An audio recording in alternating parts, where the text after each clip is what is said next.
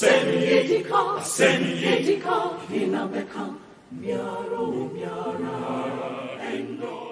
deserve better.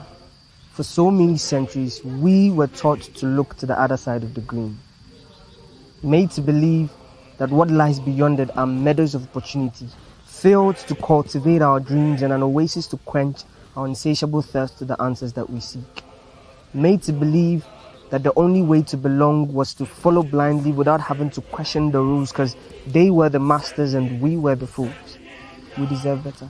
So in utter desperation, without reading the terms and conditions, we signed up our souls ignorantly for less than a peso's worth, with the mindset and perception that somehow we would finally be recognized, laughed and even appreciated for what we were worth. But what did we get in return? See, our minds were chained, locked up and sentenced into dungeons in our own place of birth. We deserve better. As we danced to the rhythms of freedom's mirage and hummed tunes to victory's melody at our independence, little did we know that we were never truly free.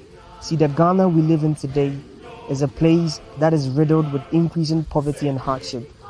It's a place where we no longer have politicians but politicians with nothing but blatant lies expecting us to believe in them. A place where our leaders are growing triple chins on fat salaries while desperate mothers in distant villages are struggling to survive through a day one more time. Ghana deserves better. See, the Ghana we live in today is a Ghana where there's an increasing rate of youth unemployment, a place where jobs are obsolete and those that are existent are reserved for those that are more privileged even if they're less qualified, a place where it is all about who knows you and who you know, a place that is crawling with social vices because the devil, they say, finds work for the idle hands. Ghana deserves better. A place that has become synonymous with the term Dumso. A place where the quality of healthcare and businesses are affected because of unreliable energy supply. A place that has become the survival of the fittest. Yet every year we celebrate independence. But are we really independent?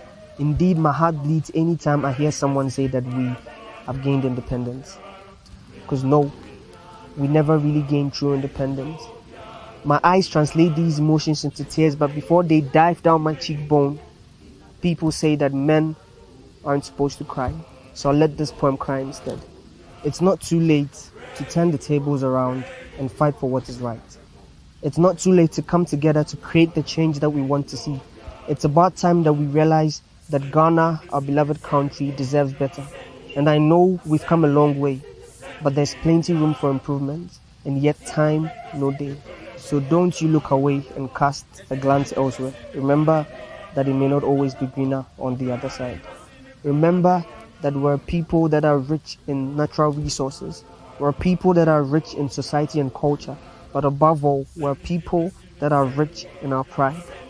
And always do remember that Ghana deserves better. And yet time, no day.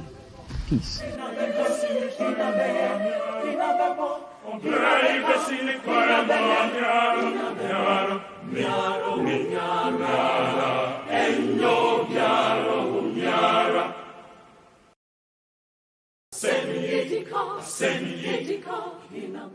Hello there, my name is Moan, a 25-year-old Ghanaian, and I would like to tell you about our Ghana.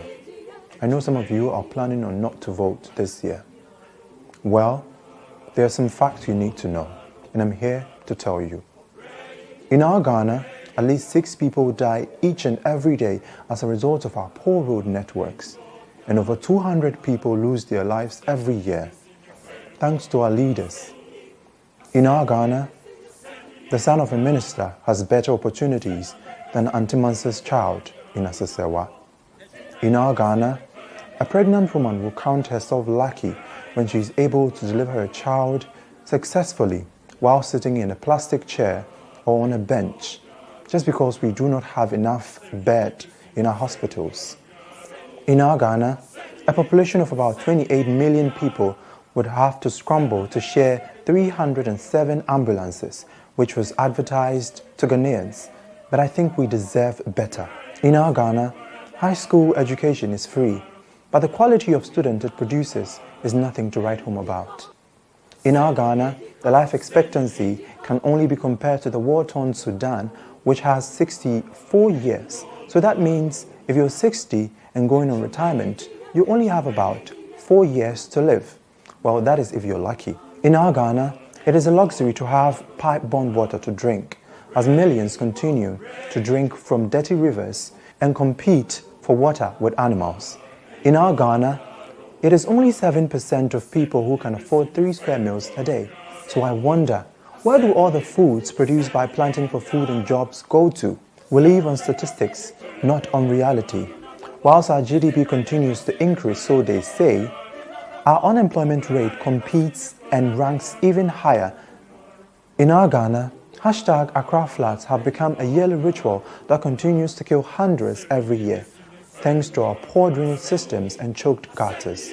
In our Ghana, there is only 2 de facto political parties who take turns to seize power, to gather, loot and share. I call them ambassadors of poverty. In our Ghana, the police and state officials use the laws to protect themselves against the civilians. In our Ghana, despite the implementation of the Office of the Special Prosecutor, our country continues to maintain its score as if it was an achievement, ranking 80th of most corrupt countries according to Transparency International. In our Ghana, politicians exchange our power to make a change every 4 years with just a bag of rice, a guinea fowl, and an enema. So to you watching this, let us open up to these discussions and this year not vote for the NDC or the MPP and be deliberate and vote for Marek Kofi Gan because Ghana deserves better. Time no day.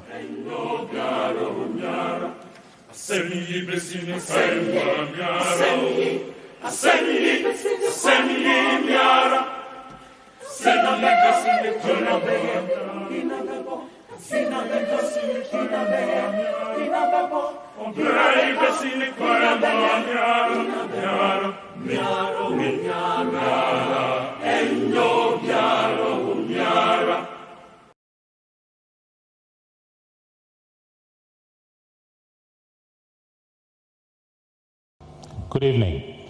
My name is Marek Kofi Gan. I'm a chartered accountant, a development expert, and a lecturer. Every Ghanaian watching this today has one of the biggest decisions to make.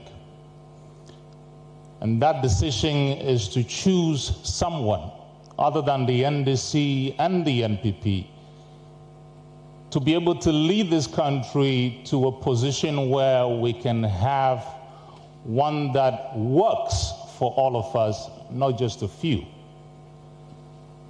My intention here today is to be the one that leads this country in that regard. It is a decision we are all going to have to make, not just for ourselves, but for generations yet unborn. May God help us in that decision. Thank you.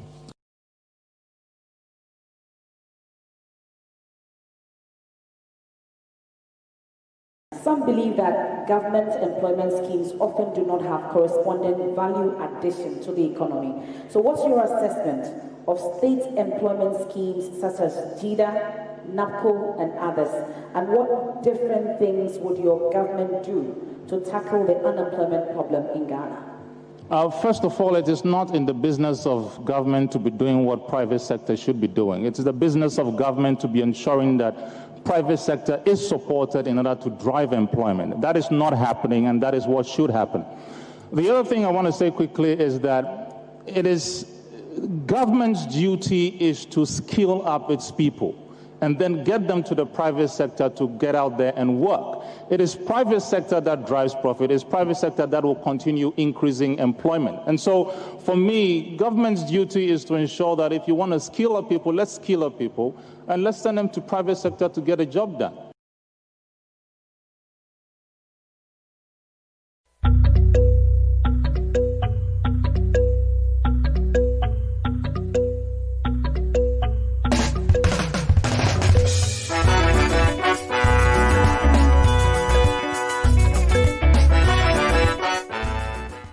My name is Marek Kofi Gan, and I am an independent presidential aspirant for the 2020 presidential elections. Here's what I have to say to you. If you are out there and you are passionate about seeing your people's development, if you are passionate about leading your people and you know you have what it takes to lead your people, whether as an MP or as an assemblyman, come out and join me. We are the ones who need to make this happen. We are the ones who need to take Ghana to the next level. So it's not about party politics. In fact, if you have stood to be the position of an MP from a party perspective and have lost, and you still feel you have what it takes to lead, you have what it takes to see to the development of your own people, come and join us. We need to do this. Put the parties aside, put the structures of the party aside, because we've had them for 27 plus years. They haven't delivered what they need to deliver. What I want to do is to join hands with people who, without party implementations or without party machinery, have an agenda to see the development of their people go forward. Those are the people we're looking for to move this country forward. So I assure you, come on my side. If you stand for your people, I stand with you. If you believe in development, I believe with you. But here's the thing. We have to join hands. You have to step forward, and we have to do this together. I'm running as an independent candidate. You can run as an independent candidate. The more of us we have doing this, the better for all of us, the greater for this country, and the greater for our people.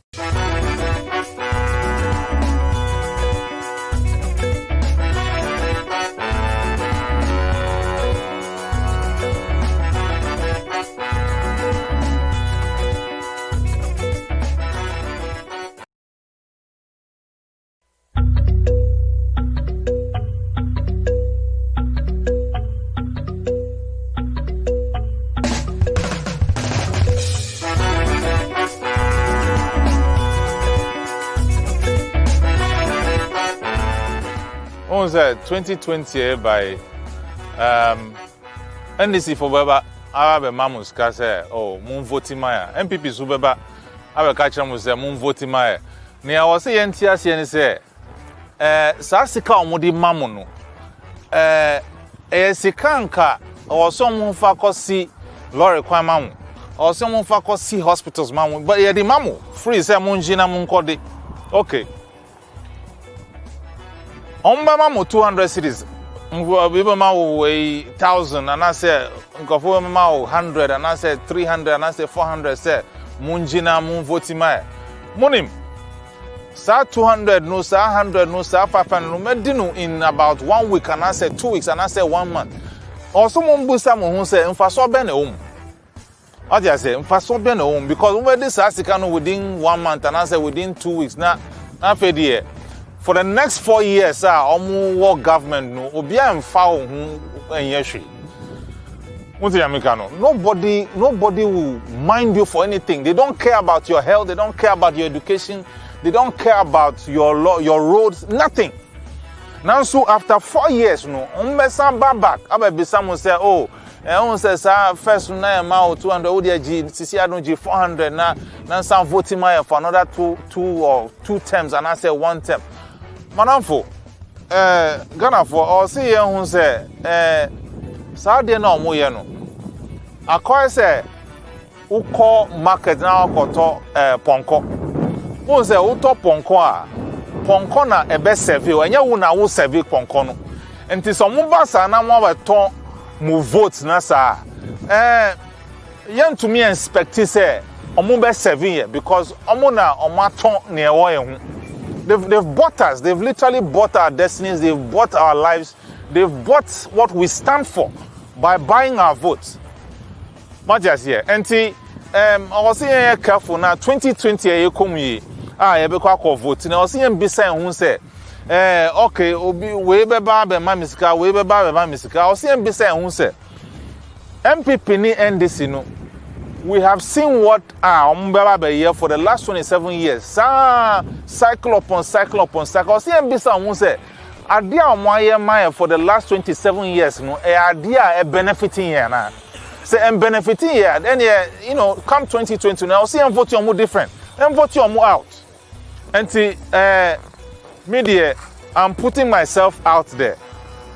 me can say me person the president for this country, and I'm doing it because I want to put Ghana first. And media to munchen sena mumbe course 2020 no dear mu vote ye. And na se ma me person me catch them mu vote ye because ade we are here for 27 years. Obi anya mfaso bia. Enti no. Madam Wasi.